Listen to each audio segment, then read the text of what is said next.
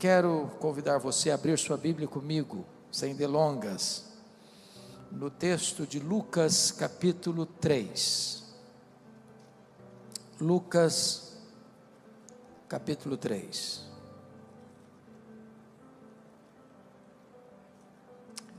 E vamos ler do verso 1 ao verso 20.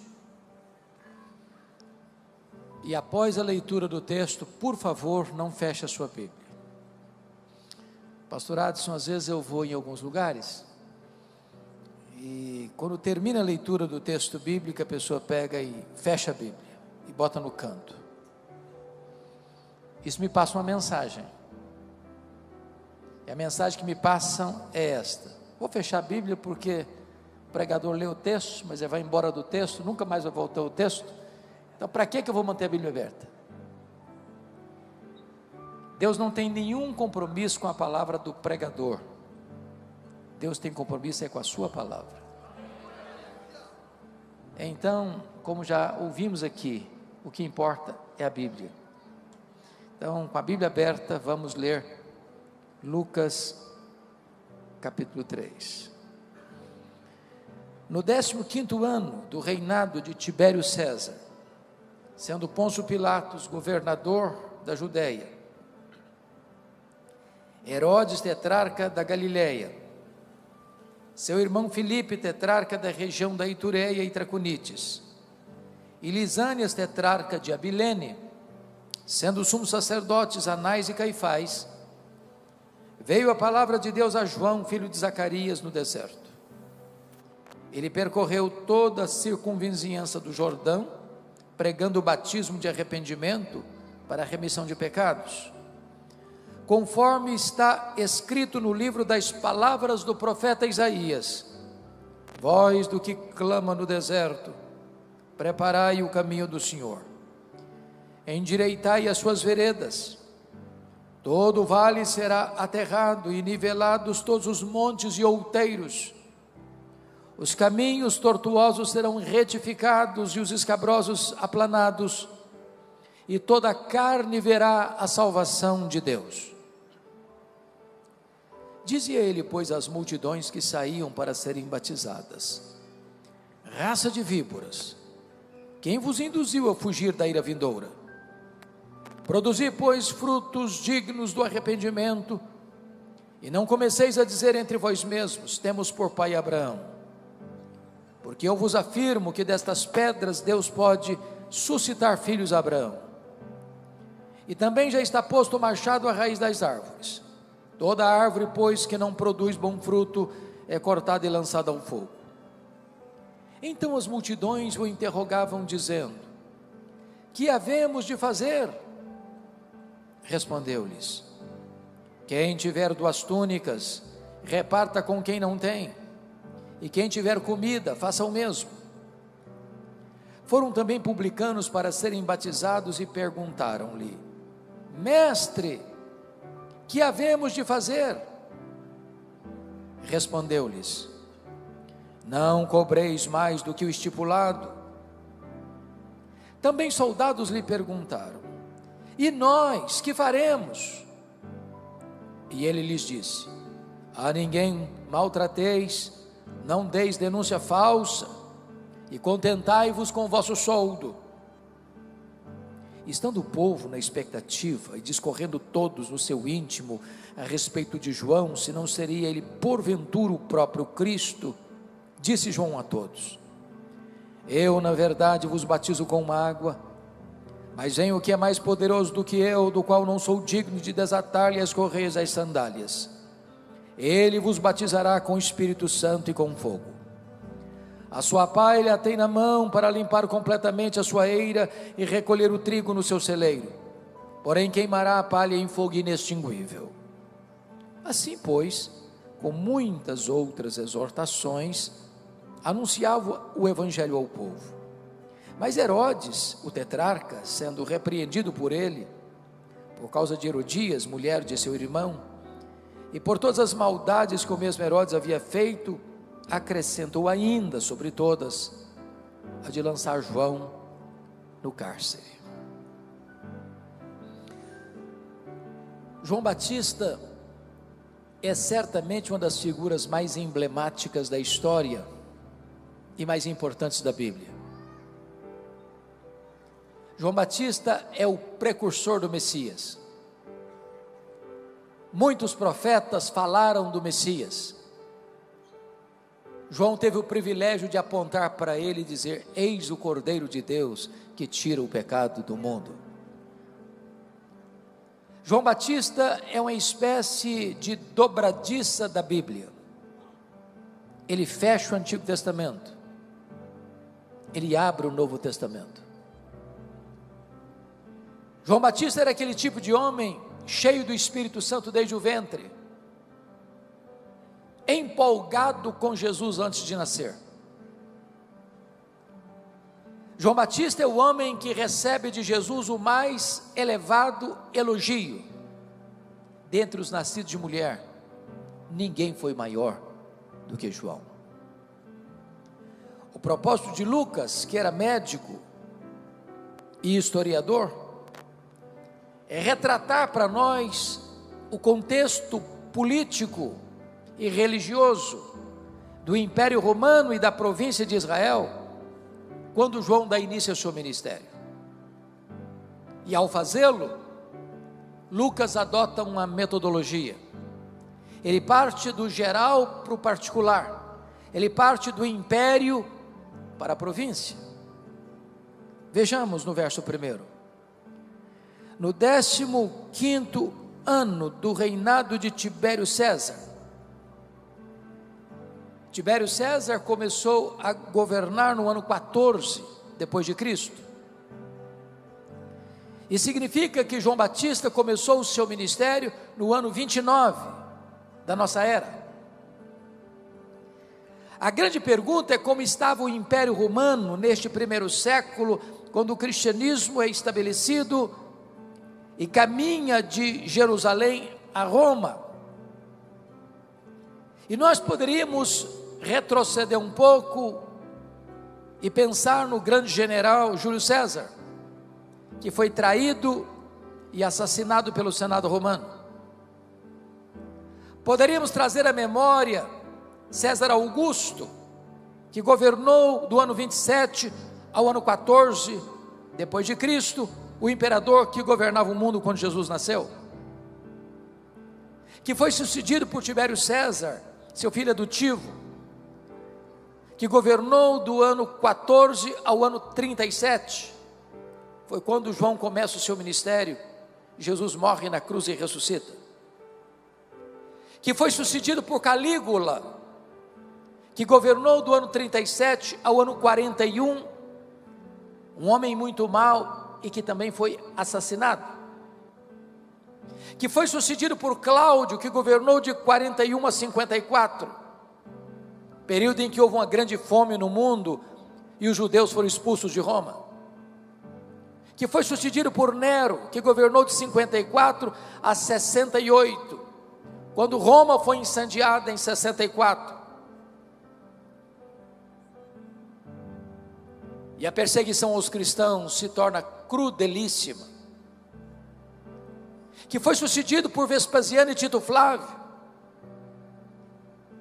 que vai até o ano 81, período em que se constrói em Roma o Coliseu Romano, a arena da morte, e se dispersa os judeus na queda de Jerusalém, uma dispersão que durou mais de 1800 anos, até 14 de maio de 1948, que foi sucedido por Domiciano, que governou de 81 a 96, quando João é deportado para uma colônia penal, para a ilha do Mar Egeu, para a ilha de Patmos, onde escreve o livro de Apocalipse.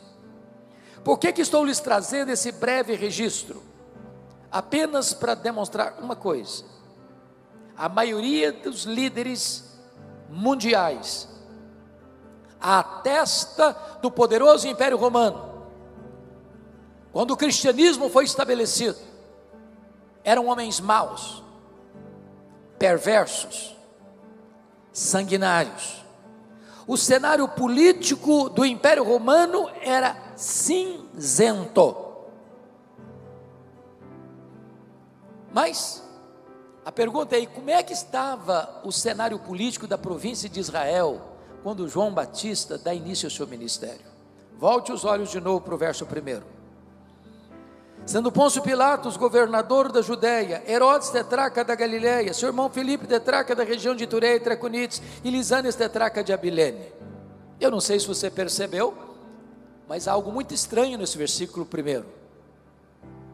Há uma ave estranha no ninho dos filhos do rei Herodes. O primeiro nome da lista não é da família herodiana. O primeiro nome da lista é um governador romano, Pôncio Pilatos. Por que não está aqui o tetrarca Arquelau, tetrarca da Judéia, conforme Mateus 2,22? E em lugar do Arquelau está Pôncio Pilatos. Por que Pôncio Pilatos caiu aqui de paraquedas? O que aconteceu? Entender isso é fundamental para interpretarmos esse texto. E eu preciso da sua paciência e da sua atenção, porque gostaria de trazer uma breve explicação por que tem Pôncio Pilatos aqui e não o tetrarca Arquelau, tetrarca da Judéia. Para isso, vamos recuar ao ano 586, quando Jerusalém caiu nas mãos da Babilônia e foi levado para o cativeiro. O cativeiro durou 70 anos. Quando Israel retorna à sua terra, depois de 70 anos de cativeiro, quem governa o mundo não é mais a Babilônia, é um outro império, o Império Medo-Persa, que caiu nas mãos de um outro império, o Império Greco-Macedônio, Filipe da Macedônia, Alexandre o Grande, que espalha a cultura grega, a cultura helênica, que espalha uma língua universal, o grego. Com a morte de Alexandre o Grande, precocemente, não tendo ele herdeiro para o trono, o seu vasto império foi dividido entre 4 generais. Israel, o que nos interessa aqui, ficou ora sob o comando dos Ptolomeus do Egito, ora sob o comando dos Seleucidas da Síria. Foi nesse interregno que se faz a tradução do Velho Testamento para o grego, versão que vocês conhecem como Septuaginta. Foi no governo Seleucida de Antíoco IV, também é chamado de Antíoco Epifânio, que o templo de Jerusalém foi profanado, levantando-se altares a deuses pagãos e sacrificando porcos no altar do templo de Jerusalém, profanando a casa de Deus. Isso provoca uma guerra, quando Matatias Macabeu, Judas Macabeu, não suportando esta afronta e esta profanação, declaram guerra aos Seleucidas e ganham a guerra, libertando Israel do domínio estrangeiro e formando um governo asmoneu em Israel. No ano 63 a.C., Pompeu conquista Israel e agrega Israel ao vasto e poderoso Império Romano, nomeando na época Antípater como rei sobre Israel. Com a morte de Antípater, fica mais fácil entender agora, seu filho Herodes, que nós chamamos de Herodes o Grande, ou Herodes I, recebe do imperador César Augusto o título de rei dos judeus. Era um homem de grande experiência administrativa e um exímio gestor. Foi ele quem ampliou e embelezou o templo de Jerusalém, tornando-o mais magnificente que o templo de Salomão. Foi ele quem construiu o porto de Cesareia, abrindo o comércio para o mundo e facilitando as viagens missionárias. Foi ele quem construiu a fortaleza de Massada, às margens do Mar Morto, para onde fugiram cerca de 1000 judeus, quando Jerusalém foi tomada no ano 70.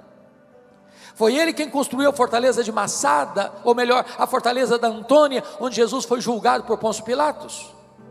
Porém, este homem tinha um grande problema. Ele tinha muito medo de perder o poder. Ele era um homem radicalmente violento. Para vocês terem uma ideia, logo que ele assumiu o governo, ele mandou matar mais da metade do sinédrio judaico, que era composto de 71 membros, para dizer: aqui quem manda sou eu. Ele casou-se 9 vezes. A sua chamada esposa preferida, Mariana, da nobreza, logo que ele se casa, a sua sogra, Dona Alexandra, pediu para ele nomear um jovem de 17 anos, Aristóbulo, como sumo sacerdote em Jerusalém, porque o sacerdócio já estava corrompido, e era o cargo mais alto da religião judaica, comprado a peso de ouro. Ele nomeou o menino de 17 anos. O menino foi bem, curiosamente, com ciúmes, mandou matá-lo. A sua sogra, com medo dele, fugiu para o Egito, sob as asas de Cleópatra, e ele manda os seus emissários no Egito e mata a sua sogra. Isso levou o imperador César Augusto a convocar a Roma para lhe dar uma descompostura, e afirmou: é melhor ser filho de um porco do que ser filho de Herodes. Antes de viajar para Roma, com medo de que Mariana, cuja família estava sendo assassinada por ele, se rebelasse contra ele, na sua ausência, mata sua mulher preferida antes de viajar. Quando ele retorna de Roma, ele manda 2 filhos para lá para estudarem, e a sua irmã Salomé, do mesmo estofo moral dele, disse assim: quando os seus filhos voltarem de Roma, estarão mais aptos para governar do que você. Ele não titubeou, estrangulou os 2 filhos. Quando ele estava para morrer na instância de Jericó, ele fez a sua irmã Salomé jurar para ele que no dia da sua morte, ela mandaria matar pelo menos um membro de cada família nobre de Israel, porque queria ter sangue e lágrimas no seu funeral. Por que estou lhes dizendo isso? Por 2 razões. Primeiro, porque durante anos, eu confesso isso, pastor Adson, eu não entendia um texto da Bíblia, não entendia Mateus capítulo 2, porque está escrito lá, que vieram uns magos do Oriente, e chegaram em Jerusalém, e fizeram uma pergunta: onde está o recém-nascido rei dos judeus? Vimos a sua estrela no Oriente, e viemos para adorá-lo. E diz o texto, que com isso Herodes se alarmou, e com ele toda a cidade de Jerusalém. Uai, como um rei se alarma com a simples pergunta dessa? Como é que uma cidade inteira fica em pânico, só com uma pergunta dessa? É que Jerusalém sabia do que esse homem era capaz. Sempre que na cabeça dele alguém se colocava no caminho dele para concorrer ao trono com ele. Foi por isso que ele mandou matar todas as crianças de Belém e arredores. Mas eu tenho uma boa notícia para lhes dar: os poderosos deste mundo também morrem. Só Jesus, o Rei dos Reis, jamais será apiado do poder. Com a morte dele, ele era rei sobre todo o território de Israel. O território de Israel é dividido em 4 partes. Nós chamamos isso de tetrarquia, ou governo de uma 4ª parte. A tetrarquia da Judéia foi dada a Arquelau, Mateus 2, 22. A tetrarquia da Galileia foi dada a Herodes, entenda-se aqui Herodes Antipas.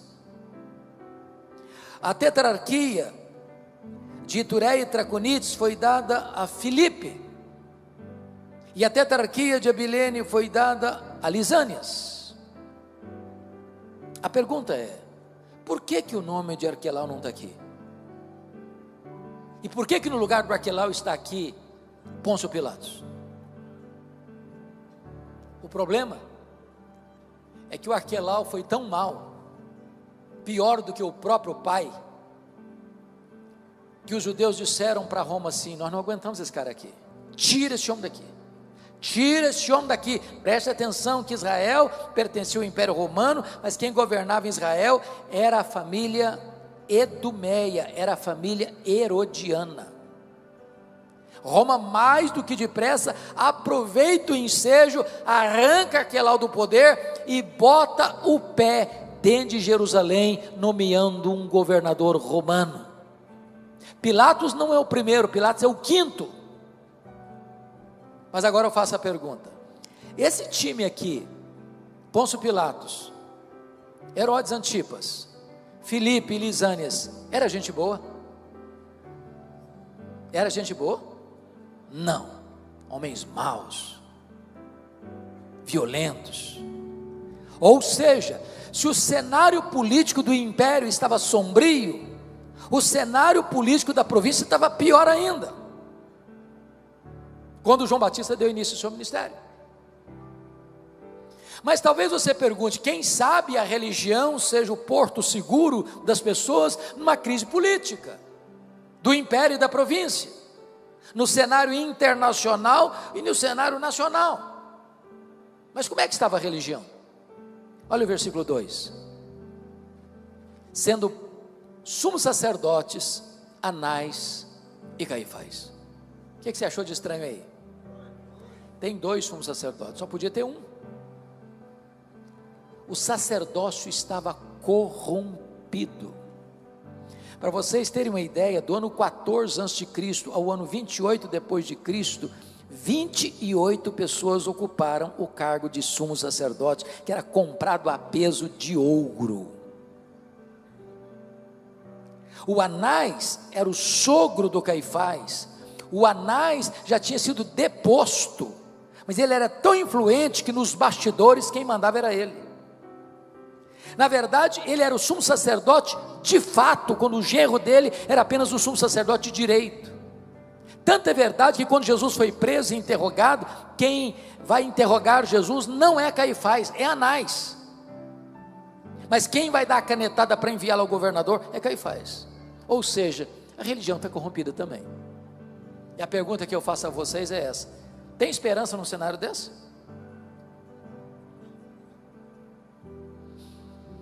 Agora olha para o mundo hoje, cenário internacional, de uma agenda global anticristã, de ideologias que vão se evangelho. Vamos ver a terceira resposta? Olha o versículo 14 comigo. Também soldados lhe perguntaram: e nós que faremos? E ele disse: a ninguém maltrateis, não deis denúncia falsa, contentai-vos com o vosso soldo, com o vosso salário. Do que ele está falando? Ele está falando de soldados romanos, fardados, estavam lá, ouvindo João Batista. E João Batista diz: olha, a ninguém maltrateis, não deis denúncia falsa, contentai-vos com o vosso salário. Vamos entender o que ele está falando. Quando ele fala ninguém maltrateis, preste atenção nisso.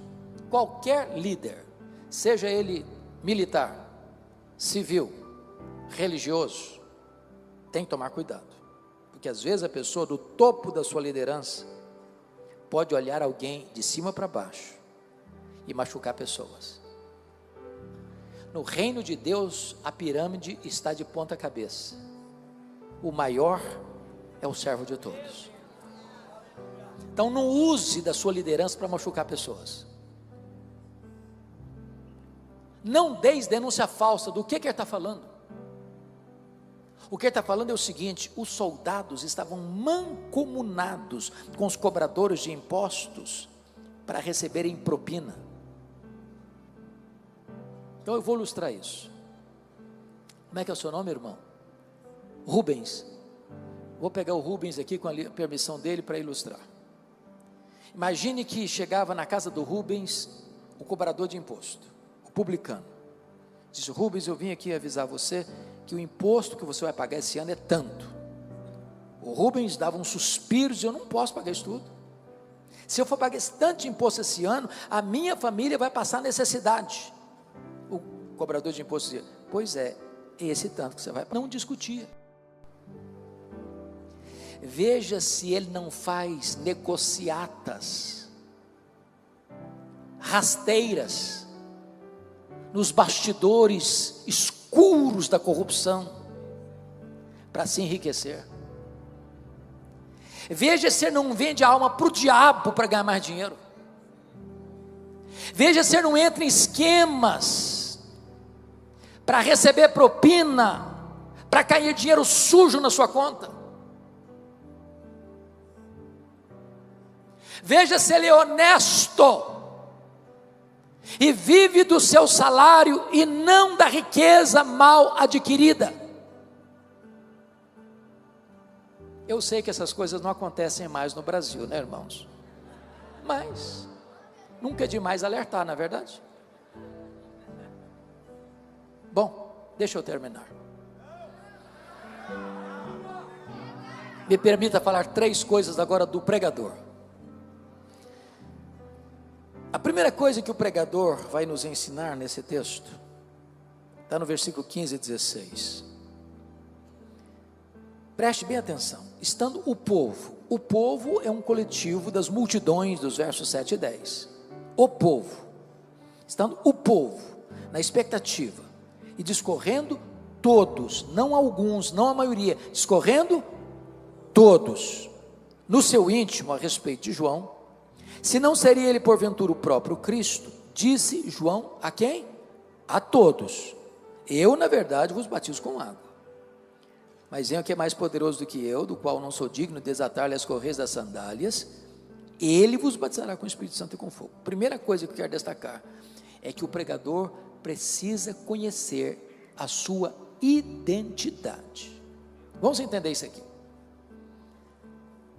Meus irmãos, tem 400 anos que ninguém prega. Aí João Batista começa a pregar no deserto e as multidões vão para lá, vão para lá, vão para lá. E ele se autodenomina como voz do que clama no deserto: preparai o caminho do Senhor. De repente, toda a multidão, todo o povo, sem exceção, começa a pensar, começa a cogitar, e começa a entender uma coisa. Vocês querem saber de uma coisa? Esse João aí não é precursor do Messias, é coisa nenhuma. Ele é o próprio Messias, é ele mesmo, não pode ser outro, é ele. Ô gente, todos os votos que entraram na urna para candidato a Messias foram dados a João Batista. Nenhum voto em branco, nenhum voto em nulo. E essa perspectiva de todo o povo se transforma numa pergunta sutil, com palavras sedosas, aveludadas, como o sibilo da serpente, que beija os ouvidos de João Batista. E a pergunta era esta: porventura, tu não és o próprio Cristo? Olha a tentação aí, olha o perigo aí, a isca venenosa aí. Muitos outros assim se levantaram dizendo: eu sou o Cristo, eu sou o Cristo, eu sou o Cristo. Mas João não, João está cercado de uma multidão, e a multidão unânime está dizendo: não, você, não é você o Cristo, você o Cristo, é você mesmo. Se João tivesse engolido aquela isca venenosa, ele podia dar uma coçada na cabeça: bom, quer dizer, pensando bem, eu acho que eu sou um fenômeno. Tem 400 anos que nunca ninguém juntou tanta gente, mas ele não engoliu a isca venenosa, não. Ele foi categórico: não, eu não sou o Messias, eu vim preparar o caminho do Messias. Eu não sou o verbo, eu sou apenas uma voz que clama no deserto. Eu não sou a luz, eu aponto para Jesus e digo: esta é a verdadeira luz que vindo ao mundo ilumina todo homem. Eu não sou o cordeiro, eu aponto para Jesus e digo: este é o cordeiro de Deus que tira o pecado do mundo. Eu não sou o noivo, eu sou apenas um amigo do noivo. Eu batizo com água, mas aquele que vem depois de mim é mais poderoso que eu, e ele vos batizará com o Espírito Santo e com fogo. Eu não sou sequer digno de me curvar, desatar as correias das suas sandálias. Eu tenho um lema de vida: convém que ele cresça e que eu diminua.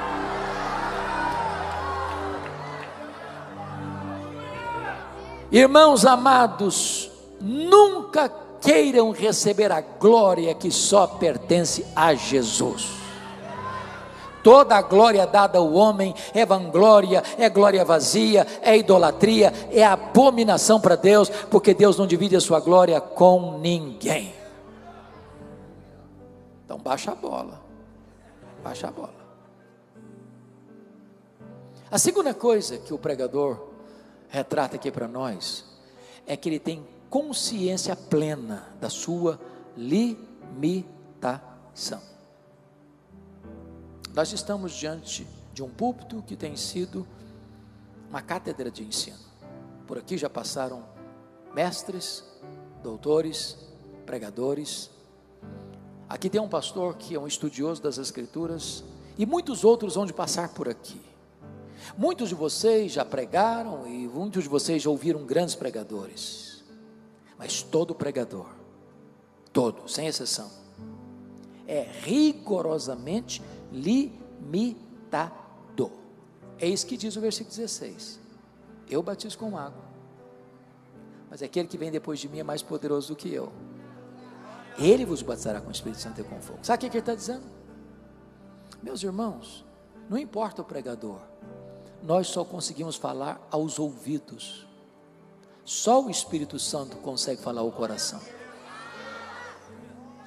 Não importa a forma que um pastor batiza, se por imersão, se por efusão, ou se por aspersão, o pregador só pode lidar com o símbolo, com a água. Só Jesus pode batizar com o Espírito Santo e com fogo. O pastor pode pegar os elementos da ceia, o pão e o vinho, e reparti-los, mas nenhum pregador tem poder de tornar esses símbolos eficazes no coração dos crentes. O pregador é limitado. Baixa a bola, baixa a bola.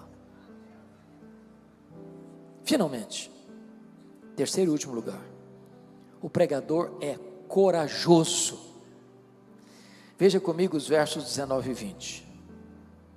Mas Herodes o tetrarca, sendo repreendido por ele, por causa de Herodias, mulher de seu irmão, e por todas as maldades que o mesmo Herodes havia feito, acrescentou ainda sobre todas a de lançar João no cárcere. Vamos entender isso aqui. Eu disse a vocês lá no começo que Herodes, o grande, pai de Herodes Antipas, tinha se casado 9 vezes, formando uma família disfuncional. Dos muitos filhos que teve, ao morrer, 4 deles receberam um poder político.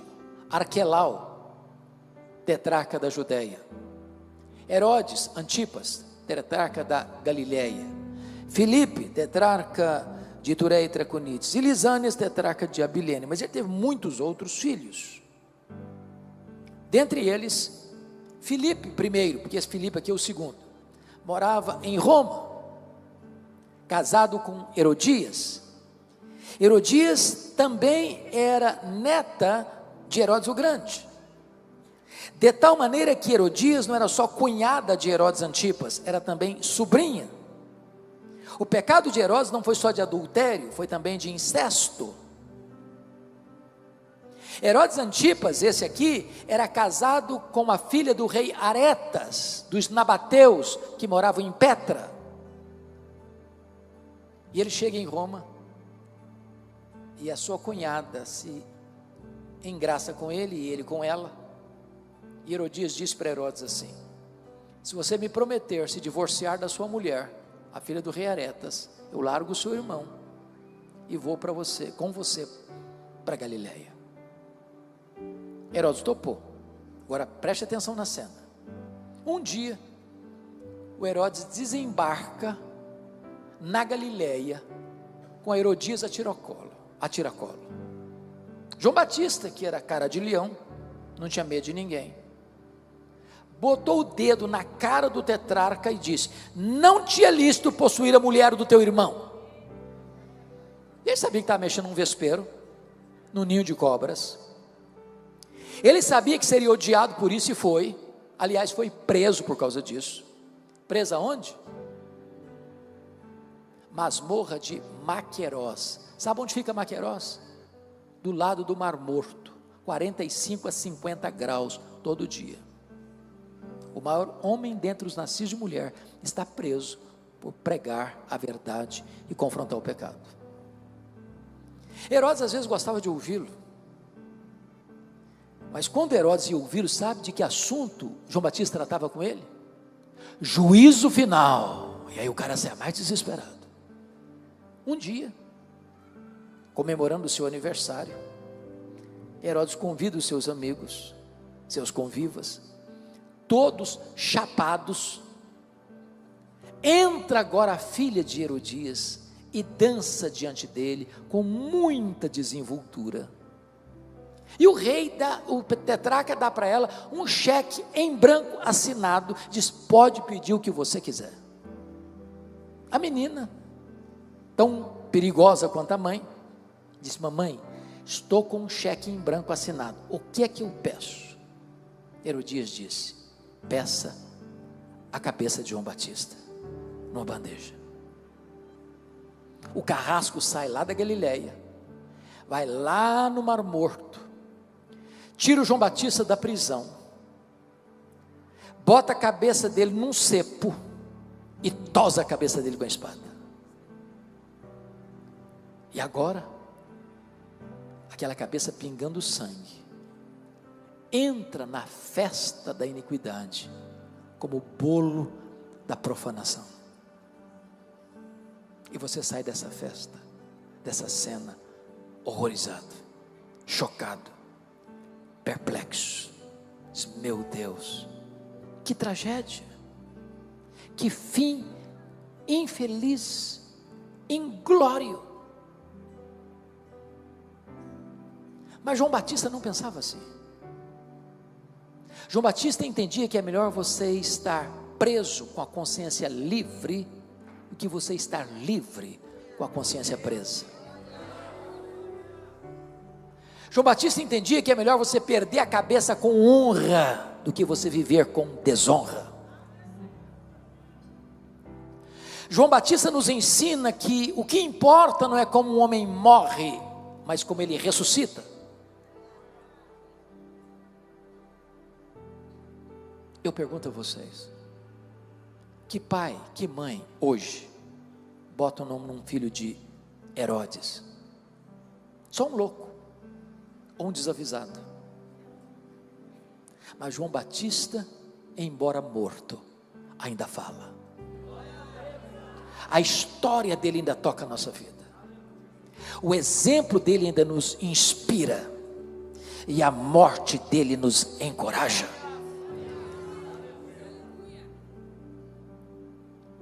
Eu não sei quanto a vocês, mas eu acho que nós estamos chegando num tempo muito complicado da história.